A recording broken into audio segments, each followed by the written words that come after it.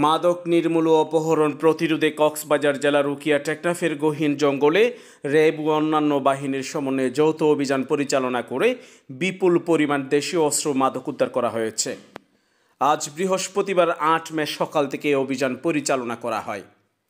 জানা যায়, সাম্প্রতিককালে মাদক পাচার ও অপহরণ আশঙ্কাজনক হারে বৃদ্ধি পেয়েছে।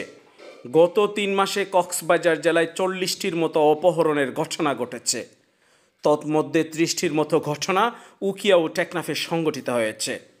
গোয়েন্দা সূত্র বলছে, ওই দুই উপজেলায় অপহরণকারীরা সাধারণত ভিকটিমদেরকে জালিয়াপালং, শামলাপুর, কুদুমগোহা, রঙ্গিখালী, আলীখালী গহীন অরণ্যে জিম্মি করে রাখে।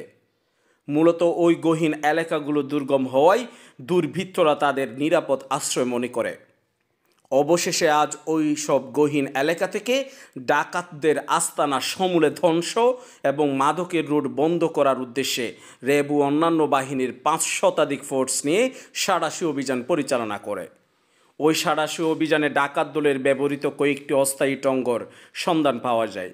পরে ওইগুলো তল্লাশি করে ১০০ গ্রাম গাঁজা, ২০৫০ পিস ইয়াবা, ২টি এলজি, একটি ওয়ান শুটার গান, ১১টি গুলি, একটি অস্ত্র তৈরির যন্ত্রাংশ, ৪টি রামদা, ২টি ছুরি, একটি চাকু, ৩টি কেরিস উদ্ধার করতে সক্ষম হয়।